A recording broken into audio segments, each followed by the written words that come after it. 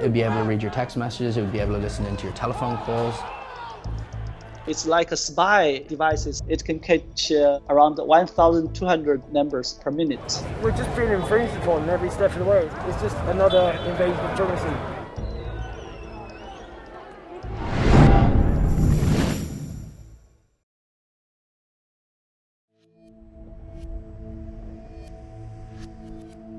So we're here at the Ecuadorian embassy where Julian Assange has been holed up for the past 3 years. The last few times I've been here, I've observed some really strange signals coming from mobile phone towers. It's pumping out some weird shit. Richie is a technology expert who works for global surveillance watchdog Privacy International. We're trying to detect a portable device that can spy on phones in the area. So the fact that we're getting correct country codes and a wide variation in network codes from the same tower is really quite interesting. Well, that suggests that it's trying to hoover up as many different network signals as possible. Exactly. Our phones in our pockets would certainly be able to pick up signals from this. The device that Richie's talking about is an IMSI catcher. It's a secret police surveillance tool that's used to monitor thousands of phones at a time. When it's switched on, it takes a record of any phone in the area and can intercept their messages and calls. In other Western countries, the authorities are open about their use of IMSI catchers, but in the UK, we don't know who's using them or why, so we're going in search of them across London.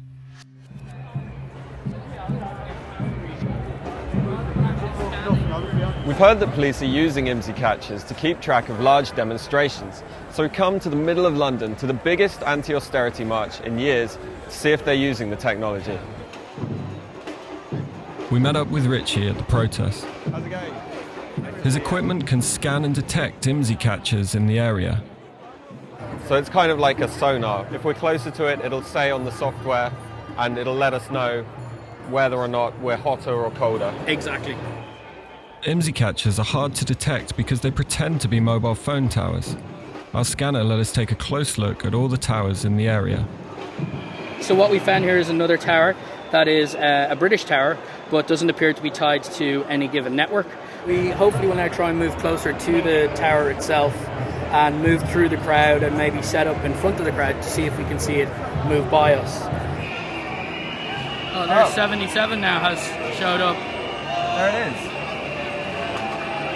It's one of the strongest towers, not the strongest tower, but it is one of the strongest towers. So it's back. Seems to be. So somewhere around us is Tower 77. It'd be extremely useful to the police operating an IMSI catcher in the area, as they'd simply be able to hoover up the communications and listen in on phone calls and text messages and data without any real effort at all. Our scanner had detected signs of an IMSI catcher moving through the protest, but we couldn't pinpoint it. We decided to ask the police. I was wondering if you know what an IMSI catcher is, or an IMSI grabber, or a stingray? Stingray? Yeah. Like a shark? I was just wondering if any of you know what an IMSI catcher is? What's your answer to the question? Why won't you answer the question? I can neither confirm or deny that. So you have heard of it? Wow, I didn't say that. Oh, wow, okay. Do you know what it is? I can't confirm or deny. Why can't you confirm or deny? Because it's beyond my pay grade. But you do know what it is. You've heard the name before. Enjoy your afternoon, and you too. Clearly, some of the officers knew what we were talking about. We issued 48 Freedom of Information requests to police forces all over the UK, but they all refused to give us a straight answer of whether they were using IMSI catchers. We wondered if IMSI catchers were being used in other parts of London. All right, let's scan some towers.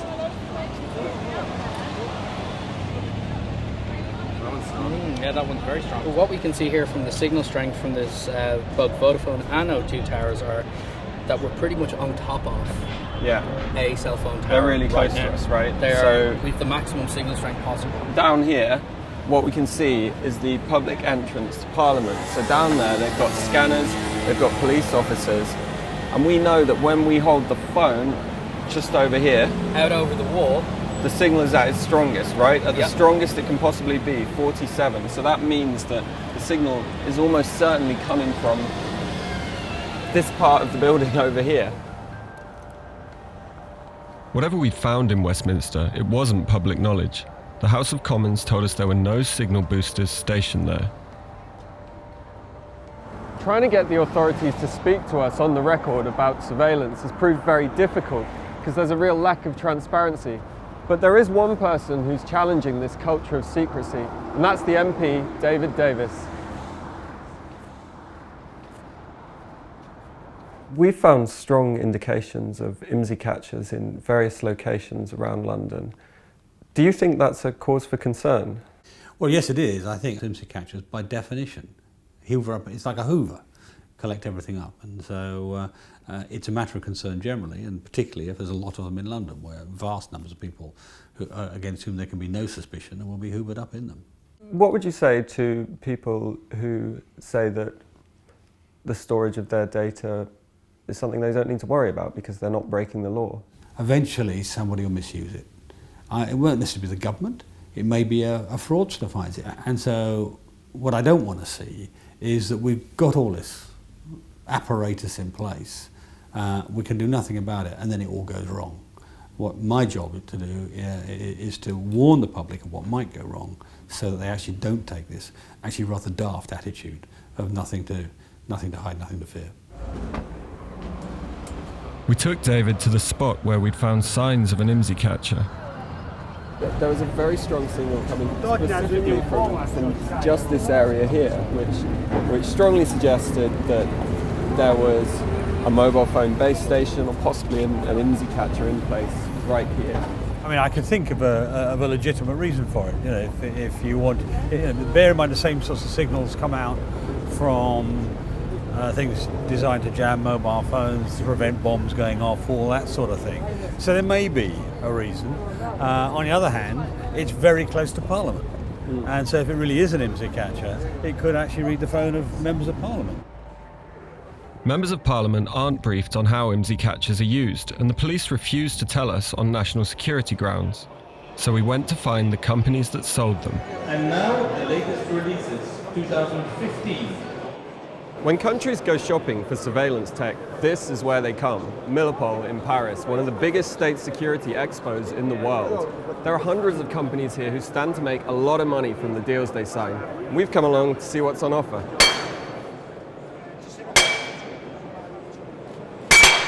Exhibitors and visitors come to this Milipol exhibition. We try to match business meeting between exhibitors and visitors. So the state representatives will meet somebody from the supplier, maybe a security supplier, and they'll go into one of these booths and cut use a this deal. area to get to their business meeting. I was just wondering if maybe you could tell me a little bit about your work and you're not allowed to speak to media.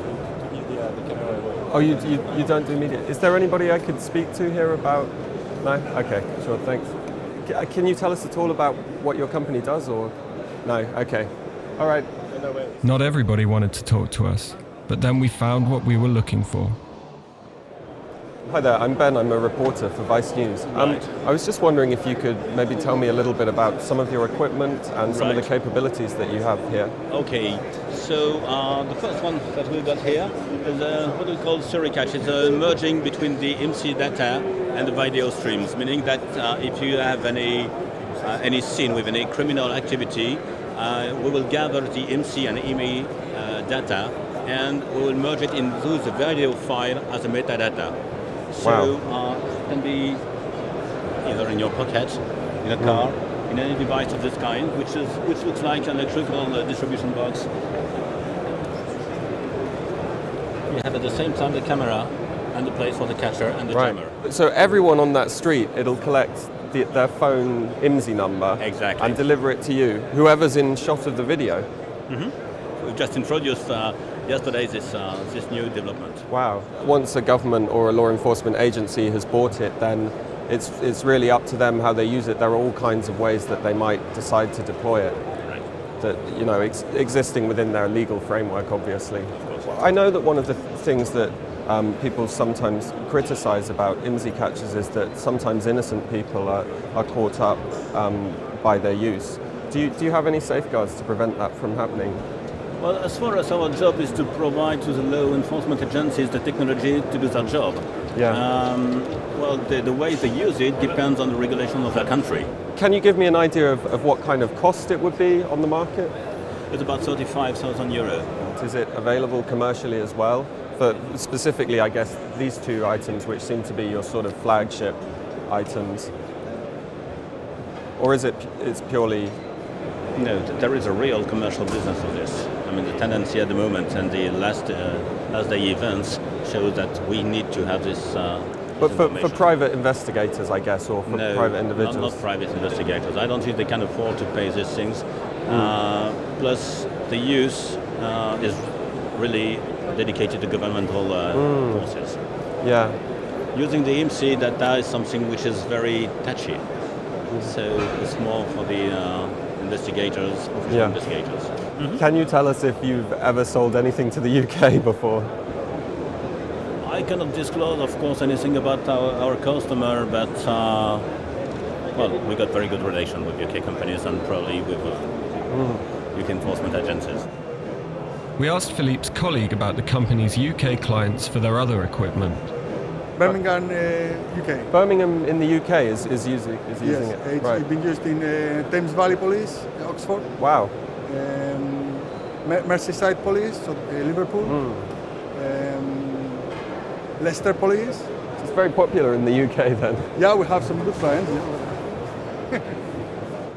But there was something else that caught our attention at Millipol. Concern over a growing black market for surveillance tech they were providing. How much of a concern is it for you and for other developers and manufacturers that there are companies in China that are also making this but are selling it to private individuals, not just to law enforcement? It's a very big problem, I mean, because actually we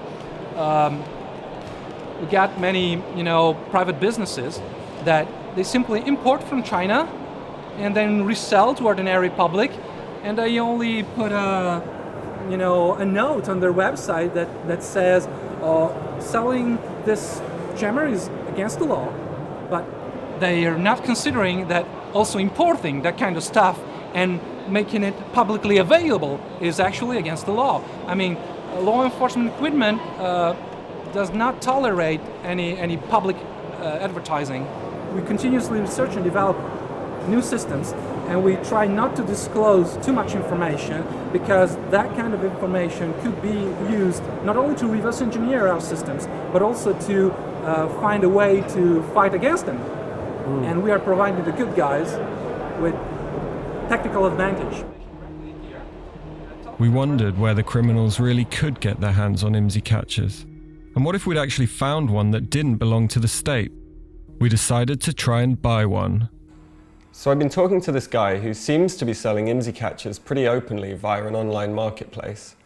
I sent him a few emails pretending to be a consultant acting for a wealthy client, and he's just sent me back 3 videos of his IMSI catcher working. Now, I haven't told him anything about my client or his business, so I could be anybody.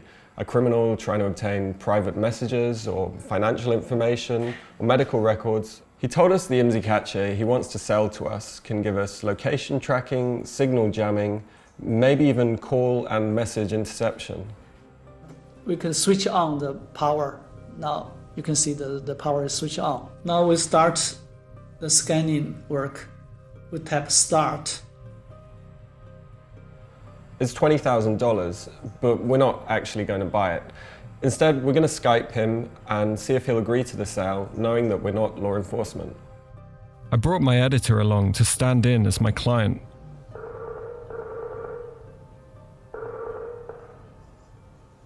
Hi, is that Edward? Hi. Yeah. Hello. Hi, Will. How are you? Hi there. I'm Will. Fine, thank you. Hello, this is my client, Kevin. Hi, how are you?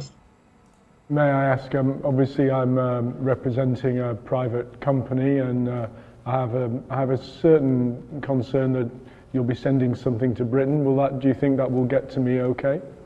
Yeah, we can, because our company started many years ago in the business of manufacturing the mobile signal repeaters, repeaters to boost the signal. It's a radio frequency equipment, so we claim it's a repeater. Are you selling equipment to many other places around the world? We worked first with Russia, and then Israel, and also some African countries and South America. That's no problem at all. I just wanted you to reassure us that you would be able to make arrangements for us, because we're not police, we're not from the state. You need to assure us that you will use it legally. Yeah. And we make arrangements according to your requirements. That's no problem. Great. Yeah, I'm going to go back and talk to my client now, and then I'll be in touch with you over email. Thank you. Thank you, sir. Great to speak to you. Thank you. Bye-bye. Bye-bye. We brought in Richie from Privacy International to show him what we'd found. Where is he based? He says he's based in Hong Kong. But our device can catch the phone number, the phone number directly. It's like a spy device. It can catch around 1,200 numbers per minute. Bye-bye. So he obviously knows the implications of these devices.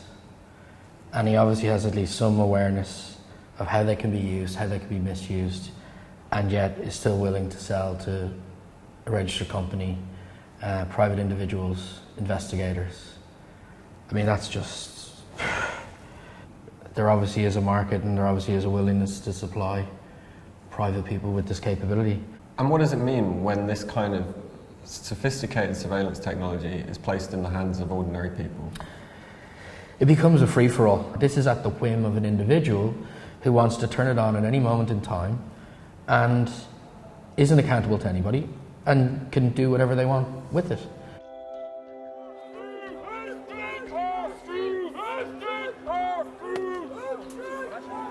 The surveillance tech industry is worth billions, and as fear of terrorism increases, business is booming.